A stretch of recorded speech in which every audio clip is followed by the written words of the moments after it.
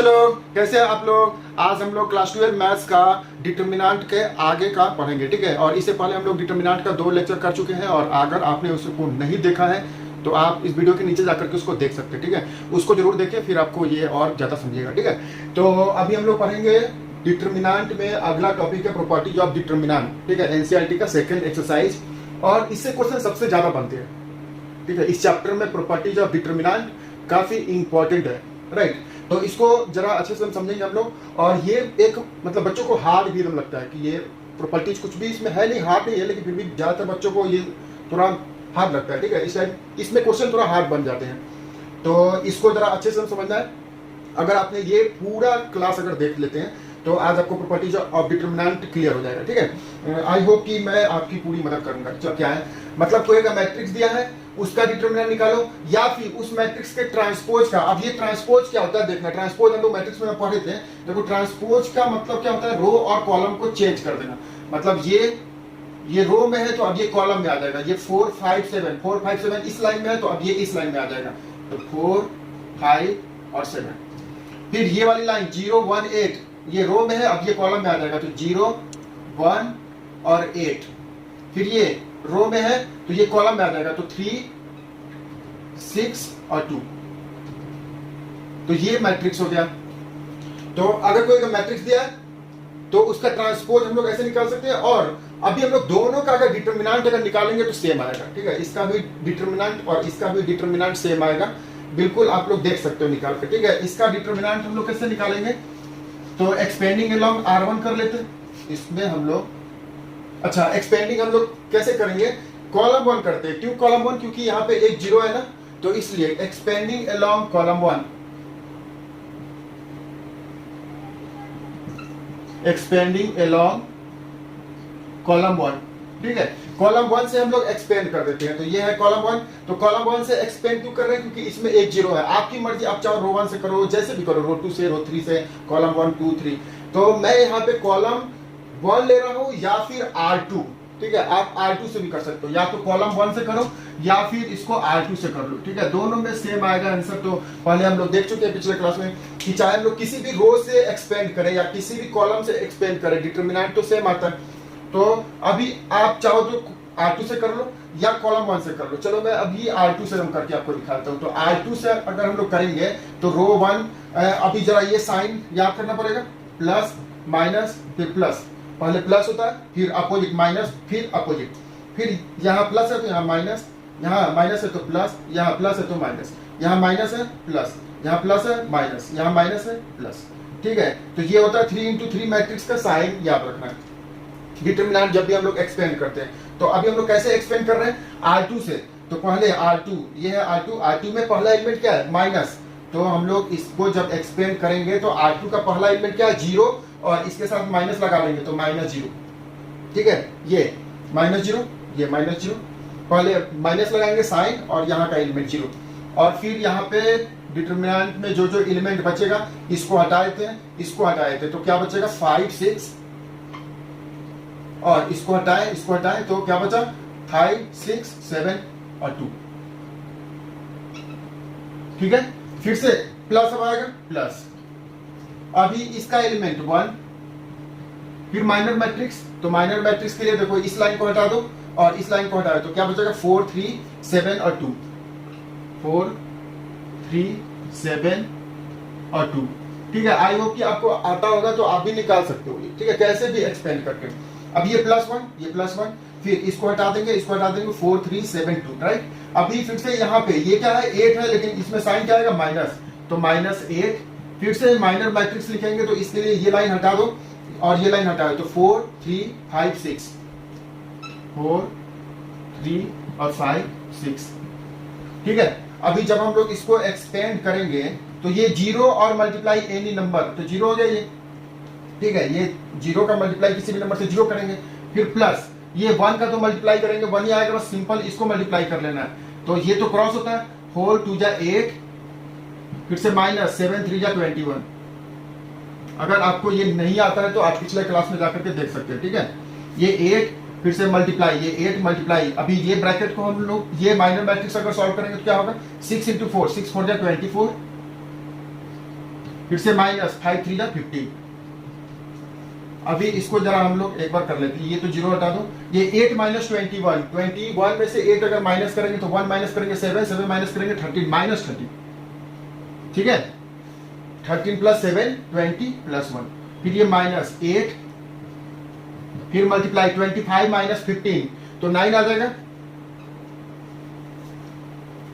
अभी मल्टीप्लाई करके ऐड कर लेते हैं, माइनस 13, फिर से माइनस 8 9 72, तो ये एकदम कितना आ जाएगा, दोनों को एक साथ कर लेते हैं तो 3 प्लस 2 5 और 7 प्लस 1 8, माइनस 85 आ जाएगा। ठीक है, माइनस 85। अभी इसको जरा हम लोग एक्सपेंड करते हैं तो ये भी क्या आएगा, ये भी इतना ही आएगा। ठीक है, ये माइनस 85 आ गया। चलो वैसे ही अगर हम लोग इस मैट्रिक्स को अगर एक्सपेंड करते हैं तो इसको हम लोग कैसे करेंगे, R1 से कर लो या फिर कॉलम 2 से कर लो।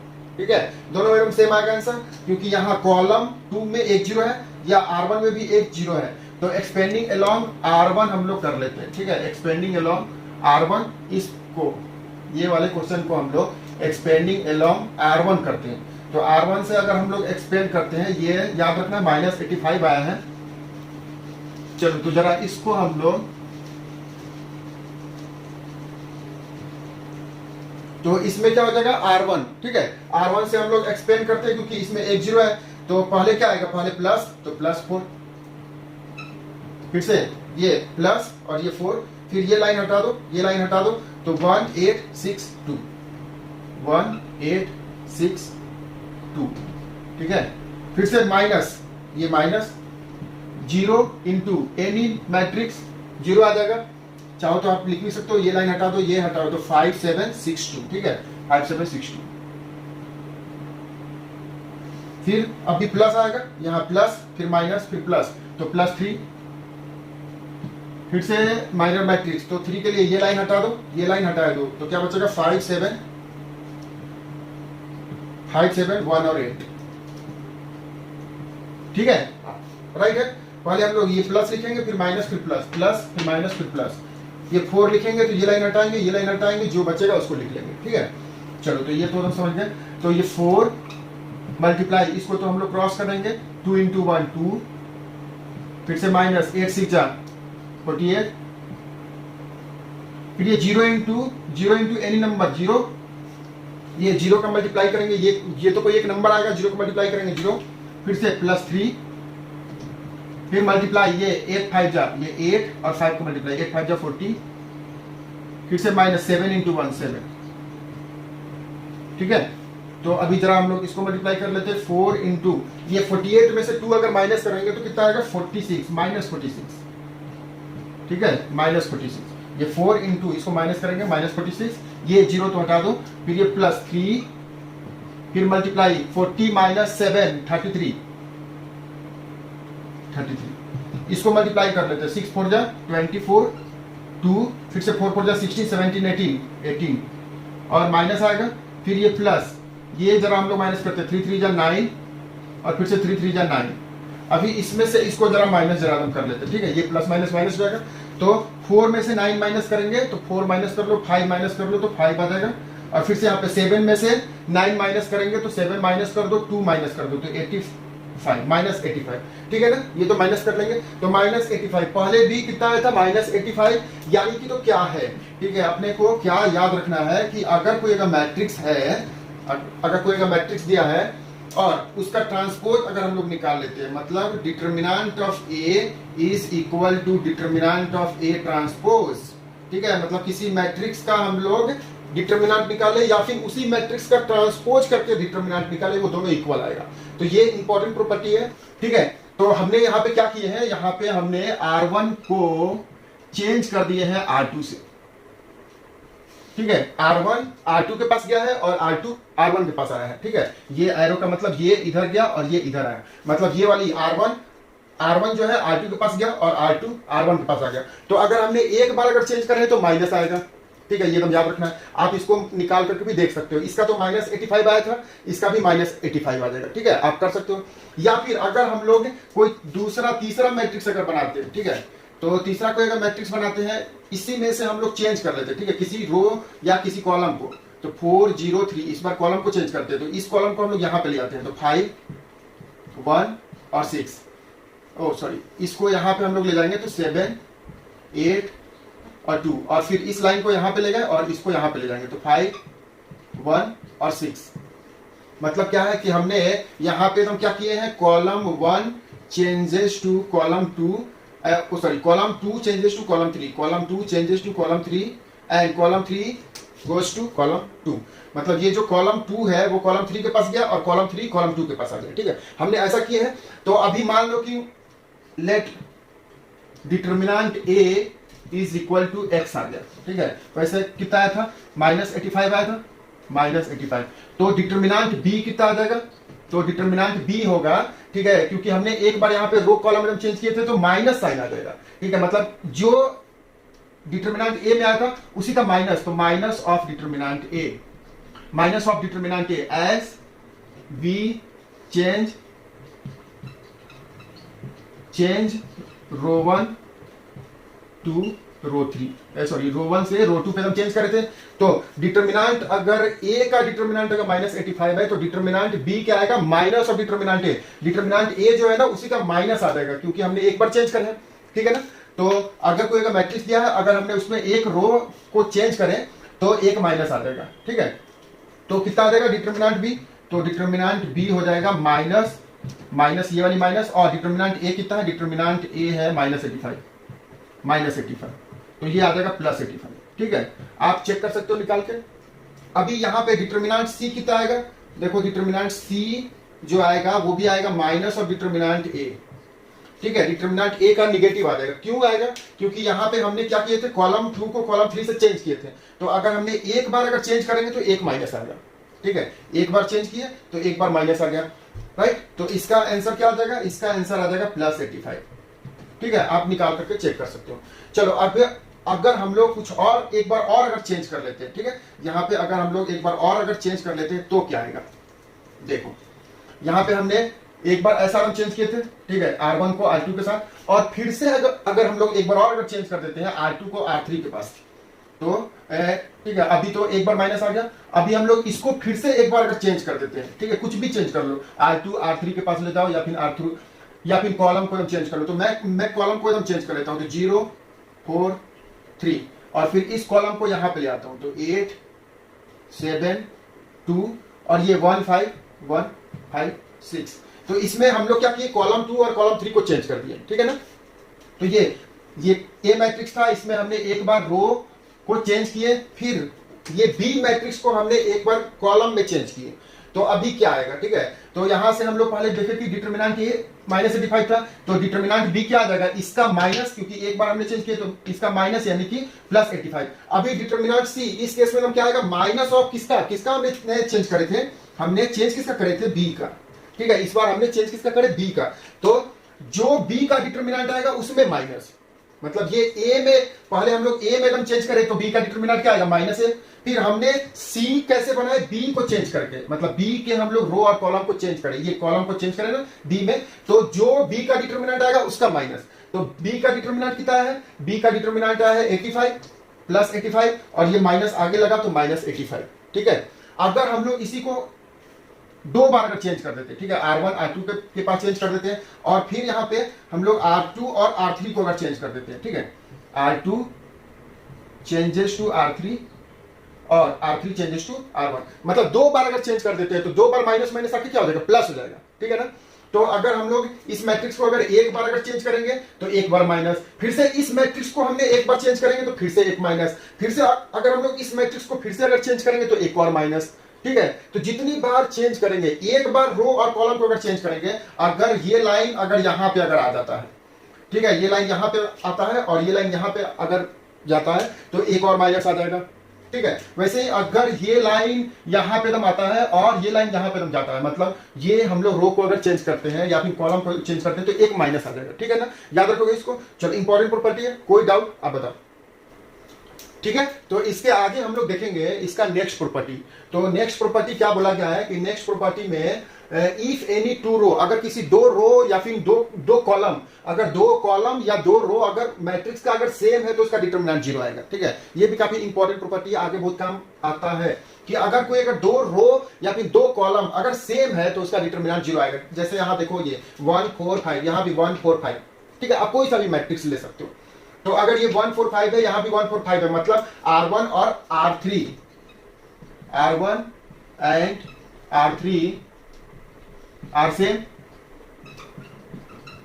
सेम, ठीक है, सेम है, तो इसलिए determinant A is equal to zero. ठीक है, इसका डिटरमिनेंट जीरो आ जाएगा। आप चेक भी कर सकते हो, जैसे देखो हम लोग यहाँ पे क्या करते हैं, एक्सपेंडिंग अलोंग R2,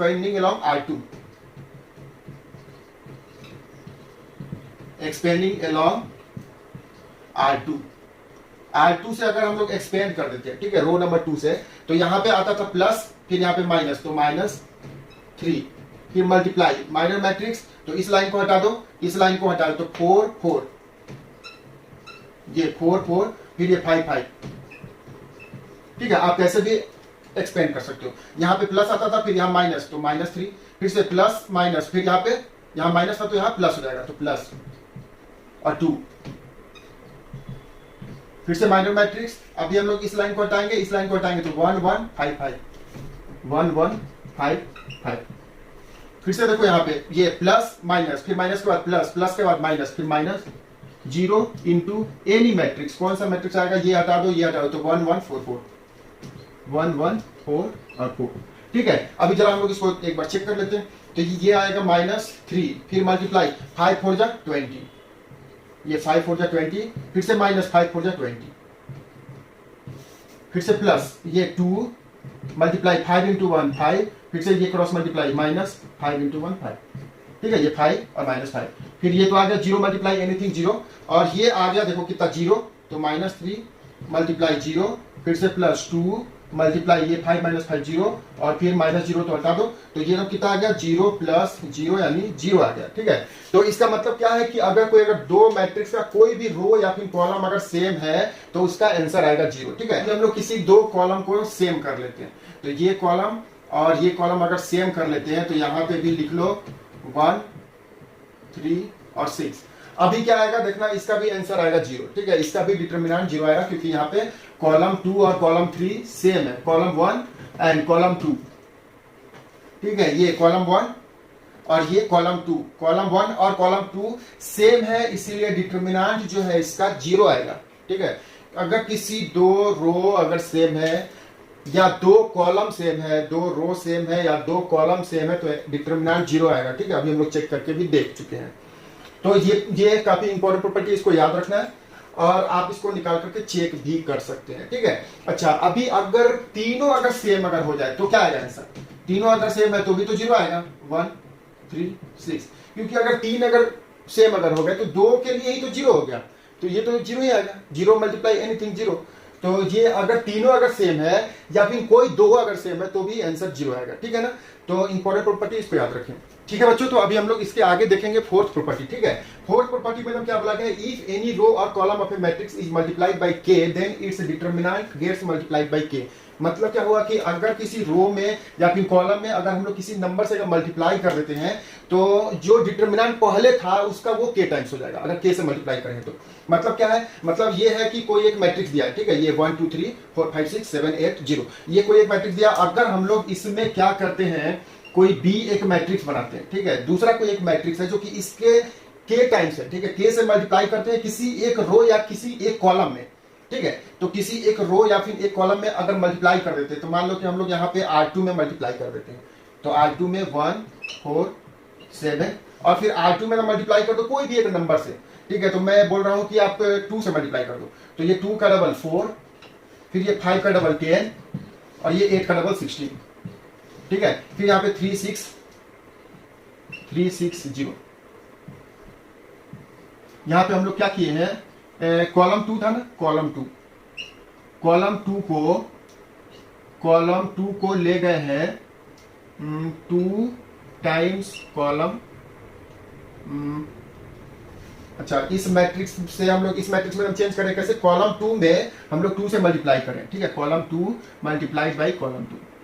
ठीक है, कॉलम 2 को हम लोग चेंज कर लिए, 2 से मल्टीप्लाई कर लिए। ठीक है, ये एक मैट्रिक्स है और इस मैट्रिक्स में हमने कॉलम 2 को, ये कॉलम 1 कॉलम 2 को 2 से मल्टीप्लाई कर दिए, ठीक है।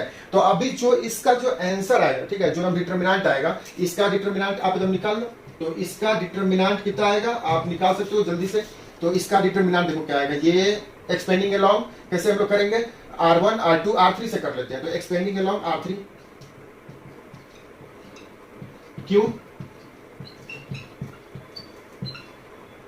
ठीक है, R3 में क्योंकि एक जीरो है ना, ये रो 1 रो 2 रो 3, रो 3 में एक जीरो है, तो यहाँ प्लस फिर माइनस फिर प्लस, तो प्लस फिर ये 7 मल्टीप्लाई माइनर मैट्रिक्स, यहाँ प्लस यहाँ माइनस यहाँ प्लस, प्लस आगे प्लस 7, फिर ये लाइन हटा दो, ये लाइन हटा दो, तो 2 5 3 6, 2 5 3 6। अभी हम लोग क्या देख लिए, हाँ प्लस माइनस प्लस, फिर से यहाँ पे प्लस है तो यहाँ पे माइनस, तो -8 फिर मल्टीप्लाई माइनर मैट्रिक्स। अभी इस लाइन को हटा दो, इसको हटा दो, तो 1 4 3 6, 1 4 3 6। फिर से यहाँ पे देखो प्लस माइनस प्लस, यहाँ पे प्लस फिर माइनस फिर प्लस, यहाँ पे प्लस 0 इंटू एनी मैट्रिक्स, ये तो 0 आ जाएगा। तो अभी जरा इसको हम लोग निकाल लेते हैं। तो ये 7 फिर मल्टीप्लाई 6 2 12, फिर से माइनस 5 3 15, फिर यहाँ पे -8 मल्टीप्लाई 6 इंटू 1 6, फिर -4 3 12, फिर प्लस 0, ये तो हटा दिया जाए, प्लस 0। अभी ये कितना आ गया, 7 मल्टीप्लाई ये -3, फिर से -8, फिर से यहाँ पे -6, ठीक है, ये 6 -12 भी -6, तो ये आ गया -6 और ये तो हो गया 0। अभी ये कितना आ जाएगा, -21, 7 3 -21, ये प्लस माइनस माइनस 7 3 21, फिर ये माइनस माइनस प्लस और 8 6 अच्छा करता है 48। अभी हम लोग जरा माइनस कर लेते हैं। तो 48 में से 1 अगर माइनस करेंगे 47, 47 में से 20 अगर माइनस कर देते हैं तो 27, ठीक है। तो इसका डिटरमिनेंट क्या है, +27। अभी जरा हम लोग इसका डिटरमिनेंट निकालते हैं, ठीक है। तो इसका डिटरमिनेंट क्या आएगा, इसी के डबल आ जाएगा, ठीक है, 27 का डबल, ठीक है, 54 आ जाएगा। आपको बिना निकाले आप बता सकते हो कि इसका डिटरमिनेंट अगर 27 है तो इसका डिटरमिनेंट क्या हो जाएगा 54, क्यों, क्योंकि इसमें हमने एक रो में मल्टीप्लाई करे थे 2 से, तो ये 2 से मल्टीप्लाई हो जाएगा पूरे डिटरमिनेंट में। करेंगे 60 में से 6 माइनस करेंगे 54, देखो 54 प्लस का है ना, +54, तो इसका 27 था, इसका 54 आ गया, तो इसका डबल आ गया, ठीक है। अब क्या किए थे हम लोग, कोई अगर डिटरमिनेंट दिया है उसके अगर किसी एक कॉलम में या फिर एक रो में अगर किसी नंबर से अगर हम लोग मल्टीप्लाई करते हैं तो वो उसके उतने टाइम्स हो जाएगा, ठीक है। अभी जरा हम लोग क्या करते हैं, इसी में हम लोग इसमें मल्टीप्लाई कर देते हैं, ठीक है, इसमें हम लोग मल्टीप्लाई कर देते हैं 4 से, ठीक है, कॉलम 2 और कॉलम 3 में, या फिर हाँ कॉलम 3 में हम लोग मल्टीप्लाई कर देते हैं 4 इंटू कॉलम 3। अभी जरा तुम बताओ क्या आंसर आएगा, ठीक है। अगर इसका डिटरमिनेंट अगर 27 है तो अगर हमने इसमें 2 से अगर मल्टीप्लाई करें तो इसका डिटरमिनेंट का 2 से मल्टीप्लाई हो गया। अगर हमने एक बार और, ठीक है, कॉलम 3 में भी अगर मल्टीप्लाई कर दिए 4 से तो इसका डिटरमिनेंट 27 है, तो इसका डिटरमिनेंट कितना आ जाएगा बताओ, 2 इंटू 4, 8 टाइम्स हो जाएगा, ठीक है, 8 टाइम्स। यानी इस केस में डिटरमिनेंट ऑफ बी, ठीक है, तो इसीलिए determinant of B is equal to, ठीक है, कितना हो जाएगा, देखो पहले हम लोग 2 से मल्टीप्लाई करे थे तो 2, फिर मल्टीप्लाई 4 से करे थे 4 ऑफ डिटरमिनेंट ए, ठीक है, डिटरमिनेंट ए के 8 टाइम्स हो जाएगा, मतलब 4 2 8 इंटू डिटरमिनेंट ए कितना है 27, तो 8 इंटू 27 हो जाएगा, ठीक है ना। तो वैसे ही अगर हम लोग किसी रो में भी अगर मल्टीप्लाई कर देते, ठीक है, मान लो कि ये इसका वैल्यू आ गया। अभी हम लोग क्या करते हैं, सी को एक मैट्रिक्स बनाते हैं, ठीक है, सी को एक मैट्रिक्स बनाते हैं और इसमें हम लोग क्या करते हैं, बी वाले मैट्रिक्स में यहाँ पे 5 से मल्टीप्लाई कर देते हैं, तो ये 5, फिर ये 5 4 20, फिर से यहाँ पे 5 3 50। अब इसका आंसर क्या आ जाएगा, डिटरमिनेंट सी आ जाएगा 5 मल्टीप्लाई डिटरमिनेंट बी, ठीक है, डिटरमिनेंट बी जितना आया होगा उसके 5 टाइम्स, क्योंकि हमने 5 से एक रो में अगर मल्टीप्लाई करते हैं तो एक रो में अगर 5 से मल्टीप्लाई करें तो आंसर में 5 से मल्टीप्लाई हो जाएगा, ठीक है। तो ये चीज याद रखना है कि किसी एक रो में या किसी एक कॉलम में किसी नंबर से अगर हम लोग मल्टीप्लाई कर देते हैं तो उसका डिटरमिनेंट क्या आ जाएगा, उतने टाइम्स आ जाएगा, ठीक है, उतने से मल्टीप्लाई हो जाएगा। जरा इस क्वेश्चन को एकदम अच्छे से समझना है, ठीक है, देखना, ध्यान देना। देखो यहाँ पे क्या है कि एक कोई अगर मैट्रिक्स दे देगा, इसमें कैसा क्वेश्चन पूछा जाता है ये हम जरा आपको बताया कि ये 1 मार्क में ज्यादातर चांसेस है पूछने के। तो एक कोई एक मैट्रिक्स दे देंगे और बोलेंगे कि फाइंड 5 टाइम्स है, ए के 5 टाइम्स निकाल करके बताइए। अगर इसका हम लोग डिटर्मिनेंट निकाले थे तो डिटर्मिनेंट ए कितना आया था, डिटर्मिनेंट ए आया था 27। ठीक है, तो डिटर्मिनेंट ए आया था 27। अभी जरा हम लोग डिटर्मिनेंट ऑफ 5, ठीक है, फाइंड डिटर्मिनेंट ऑफ 5 है, ठीक है, फाइंड डिटर्मिनेंट ऑफ 5 है, ठीक है, 5 का डिटर्मिनेंट निकालना है। तो हम लोग क्या करेंगे, पहली बात की देखो 5 से ए में मल्टीप्लाई करेंगे। अगर ये मैट्रिक्स है तो 5a कितना आ जाएगा, इसका जरा बता सकते हैं 5a कितना आ जाएगा। 5a क्या आ जाएगा, देखो मैट्रिक्स में जब हम लोग मल्टीप्लाई करते हैं ना तो सब में करते हैं, याद है, तो हम सब में हम लोग करते हैं। तो इसमें भी 5 से करेंगे 5, इसमें मल्टीप्लाई करेंगे 5 2 10, इसमें मल्टीप्लाई करेंगे 5 3 15, फिर यहाँ पे मल्टीप्लाई करेंगे 5 4 20, 5 5 25, फिर यहाँ भी हम मल्टीप्लाई करेंगे 6 5 30, यहाँ भी मल्टीप्लाई करेंगे 7 5 35, यहाँ मल्टीप्लाई करेंगे 8 5 40, और यहाँ 0 से मल्टीप्लाई करेंगे 0 ही आएगा। ठीक है, मतलब ए कोई अगर मैट्रिक्स दिया है तो 5 टाइम्स ए क्या हो जाएगा, 5a क्या हो जाएगा, ये मैट्रिक्स हो जाएगा। अभी देखो यहाँ पे, तो इसीलिए देखो डिटर्मिनेंट ए कितना था, डिटर्मिनेंट ए है 27, अभी हम लोग निकाले थे, इसका डिटर्मिनेंट 27। अभी 5 टाइम्स ए का डिटर्मिनेंट कितना हो जाएगा। ठीक है, तो हम लोग देखो क्या किए हैं, अगर हम लोग एक रो में अगर 5 से मल्टीप्लाई किए होते तो 5 टाइम्स हो जाता। चलो 5 टाइम्स, अभी तो हम लोग इस रो में भी मल्टीप्लाई कर दिए तो एक और 5, फिर से हम लोग इस रो में भी अगर मल्टीप्लाई कर दिए तो एक और 5, और डिटर्मिनेंट ए, मतलब कितना हो गया 5 5 25, 125 टाइम्स डिटर्मिनेंट ए, मतलब डिटर्मिनेंट ए के 125 टाइम्स हो जाएगा। मतलब क्या है ये जरा याद रखना है। देखो अगर डिटर्मिनेंट ए अगर x दिया है तो डिटर्मिनेंट ऑफ के टाइम ए कितना हो जाएगा, तो k की पावर 3 इंटू एक्स, ये रियल बात हुई। अगर डिटर्मिनेंट ए कोई अगर मैट्रिक्स का अगर डिटर्मिनेंट अगर ए अगर दिया हुआ है कि डिटर्मिनेंट ए अगर x है, तो डिटर्मिनेंट ए अगर x है तो k टाइम ए क्या हो जाएगा। तो अगर हम लोग k टाइम ए निकालते हैं, मतलब k से अगर मल्टीप्लाई करते हैं, तो अगर हम लोग मैट्रिक्स में अगर मल्टीप्लाई करेंगे, क्योंकि ये k टाइम ए, यहाँ पे a क्या है, a एक मैट्रिक्स है, तो मैट्रिक्स में अगर हम लोग k से अगर मल्टीप्लाई कर देते हैं, मतलब उस नंबर से सब में मल्टीप्लाई करना, मल्टीप्लाई आ जाना मैट्रिक्स में। अगर हम लोग 5 से मल्टीप्लाई करेंगे तो सब में, k से अगर मल्टीप्लाई करेंगे तो सब में, अगर हम लोग k से अगर मल्टीप्लाई कर दिए तो सब में कर लो। अगर हमने सब में अगर कर लिए तो एक रो में अगर किए होते तो एक बार किया था, दूसरी रो में अगर किए होते तो एक बार और किया था, तीसरी में करते तो एक बार और किया था, मतलब k की पावर 3, जैसे यहाँ पे देख सकते हैं 5 की पावर 3। मतलब अगर डिटर्मिनेंट ए अगर 27 दिया है तो डिटर्मिनेंट ऑफ 5a क्या हो जाएगा, 5 की पावर 3 125 इंटू डिटर्मिनेंट ए। इस पे 1 मार्क के क्वेश्चन पूछे जाएंगे। ठीक है, बहुत ज्यादा चांस है, आप प्रीवियस ईयर में देख सकते हैं, इस टाइप का क्वेश्चन आपको जरूर मिलेगा। ठीक है, तो ये कॉन्सेप्ट हम याद रखें। तो एक और हम लोग यहाँ देखते हैं नेक्स्ट प्रॉपर्टी है फिफ्थ, ठीक है, 5वां नंबर प्रॉपर्टी, और ये उतना इंपॉर्टेंट नहीं है। ठीक है, आप बस अब बुक में दिया है तो इसको पढ़ना तो पड़ेगा, लेकिन ये उतना एप्लीकेबल भी नहीं है, और मैं तो इसको एक भी क्वेश्चन में यूज नहीं करूंगा। ठीक है, मैं इस प्रॉपर्टी के बिना यूज किए सारे क्वेश्चन बना देता हूँ। तो अगर बुक में अगर दिया तो एक बार देख लेते हैं हम लोग क्या दिया, कि अगर कोई अगर मैट्रिक्स दिया है a plus alpha, b plus beta, c plus lambda, और d e f g h i। ठीक है, तो यहाँ पे अगर b अगर हम लोग b अगर कोई दूसरा मैट्रिक्स बनाते हैं जिसमें a b c और d e f g h i, मतलब ये प्लस वाला हम लोग छोड़ देते हैं। फिर c कोई एक मैट्रिक्स बनाते हैं जिसमें अल्फा बीटा लैम्डा ले लेते हैं, और ये तीनों हम लोग, और बाकी ये दोनों सेम रखते हैं। तो इस केस में क्या आएगा, देखो determinant a is equal to determinant b plus determinant c। ठीक है, तो बस सिंपल सा ये एक प्रॉपर्टी है, चाहो तो आप लोग कहीं यूज कर सकते हो, मैं कहीं इसको यूज नहीं करता हूँ। ठीक है, और साथ ही बच्चों, तो अभी हम लोग नेक्स्ट प्रॉपर्टी देखेंगे 6th में, और ये प्रॉपर्टी काफी इंपॉर्टेंट है। ठीक है, तो जो इंपॉर्टेंट है मैं आपको वही बता रहा हूँ, बाकी सब मैं स्किप कर देता हूँ। ठीक है, छोड़ देता हूँ, क्योंकि ये काफी इंपॉर्टेंट है, तो इसको हम समझेंगे, और बस ये सबसे ज्यादा इंपॉर्टेंट है। ये अगर तुम समझ गए तो सारे क्वेश्चन बना लोगे, बाकी कोई प्रॉपर्टी की कोई जरूरत नहीं है। आप कोई भी प्रॉपर्टी अगर याद नहीं रखते हो, सिर्फ ये प्रॉपर्टी अगर याद रखते हो तो हो गया। डिटरमिनेंट आप पूरा सेकंड एक्सरसाइज कर लोगे, मिसलेनियस भी हम कर लोगे। तो ये प्रॉपर्टी इतना इसका वेटेज है, इतना इंपॉर्टेंट है। तो इस प्रॉपर्टी में ना बोल क्या रहा, थोड़ा थ्योरी भी बहुत बड़ा है, तो मैंने पहले से लिख दिया। तो ये थ्योरी आप लोग पढ़ लो। ठीक है, बुक में भी आपको दिया। देखो, if we add some multiples of a row और column to corresponding elements of another row और column, the value of determinant remain same. अब ये समझता ही नहीं है, इसको हम समझने के लिए हम लोग जरा एक एग्जांपल ले लेते हैं। ठीक है, तो एग्जांपल ले लेते हैं, A B C D E F G H I.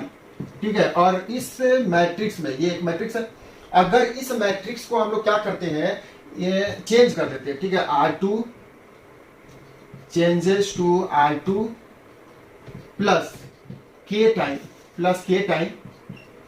R1। ठीक है, तो इस केस में डिटर्मिनेंट सेम आएगा। मतलब क्या है, अगर हम लोग इस डिटर्मिनेंट ए को, ठीक है, ये एकदम ABCD, ये डिटर्मिनेंट ए है, अगर हम लोग इसमें रो को अगर चेंज कर देते हैं, ठीक है, R2 को चेंज कर देते हैं, जैसा हम लोग डिटर्मिनेंट में, ये मैट्रिक्स में करते थे, तो क्या करते थे, यहाँ चेंज करने के लिए R2 रो नंबर 2 को हम लोग ले गए, इस साइन का मतलब R2 को ले गए कहाँ पे, R2 plus K time R1।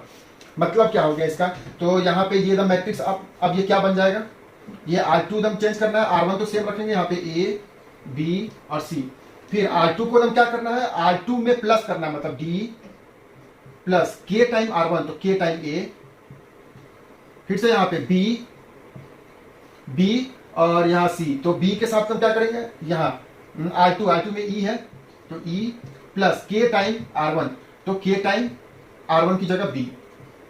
ठीक है, फिर यहाँ पे F है, तो F, फिर प्लस K टाइम R1, तो K टाइम C,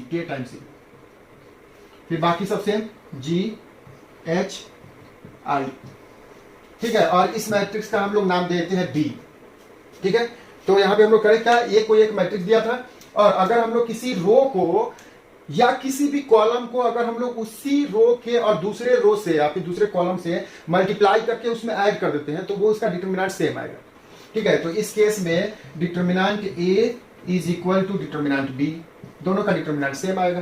ठीक है, तो ये सबसे ज्यादा इंपॉर्टेंट प्रॉपर्टी है, इससे सारे क्वेश्चन बन जाते हैं। ठीक है, तो यही चीज यहाँ पे ना बोला गया है। ठीक है, इसको आप अच्छे से पढ़ोगे तो थोड़ा सा टाइम का प्रॉब्लम है, तो मैंने पूरा आपको ये समझा दिया, इतना ही है। जैसे यहाँ पे हम लोग कोई C मैट्रिक्स बनाते हैं, और C मैट्रिक्स में हम लोग करते क्या है कि यहाँ पे हम लोग चेंज कर लेते हैं, कुछ भी आप चेंज कर लो। ठीक है, ऐसा कोई एक प्रॉपर्टी लगा दो, जैसे R2 को, ठीक है, R2 को, या सॉरी कॉलम को ले जाते हैं, कॉलम 3 को हम लोग ले जाते हैं, column 3 plus K time column 1। अगर हम लोग ऐसा अगर कर लेते हैं, तो यहाँ पे C को एक मैट्रिक्स आएगा, या फिर इसका कुछ भी अपना नाम दे दो, D नाम दे दो, तो D को एक मैट्रिक्स बना लेते हैं हम लोग। तो कॉलम 3 को हम चेंज करना है, तो कॉलम 1 तो सेम रहेगा, A D और G, फिर यहाँ पे कॉलम 2 भी सेम रहेगा, B E और H, B E H। अभी हम लोग कॉलम 3 को हम लोग चेंज करेंगे, तो कॉलम 3 को अगर चेंज करेंगे तो क्या आएगा, कॉलम 3 में कॉलम 3 प्लस, तो C plus K time column 1, K time column 1 का K टाइम, तो K टाइम A, फिर से यहाँ पे F प्लस K टाइम ये D, फिर से यहाँ पे I plus K time G। अगर हम लोग ऐसा कर देते हैं, और थोड़ा सा यहाँ पे सतर्कता वाली बात है कि यहाँ पे हम लोग रो का काम कर रहे थे, तो सिर्फ रो को ही कर सकते हैं। ठीक है, जैसे R2 को हम लोग ले जा रहे थे ना, तो R2 को अगर ले जा रहे हैं तो आप किसी दूसरे रो से ही करना है, ये नहीं कि यहाँ पे हम लोग कॉलम 1 कर लेंगे। ठीक है, तो ये हो जाएगा गड़बड़।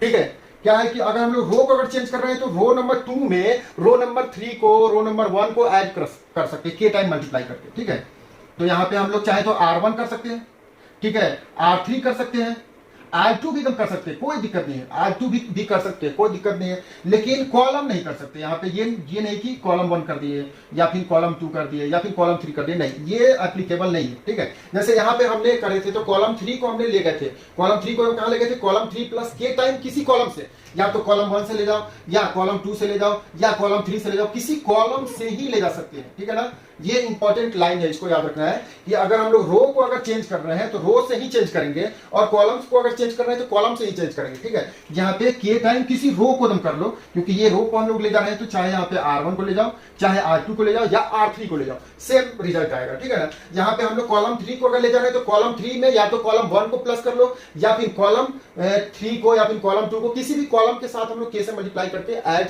कर सकते हैं। ठीक है, तो अभी इस केस में इसका डिटर्मिनेंट क्या आएगा, तो determinant of D is equal to determinant of, इसमें हम लोग किसमें चेंज करते हैं, डिटर्मिनेंट ऑफ A।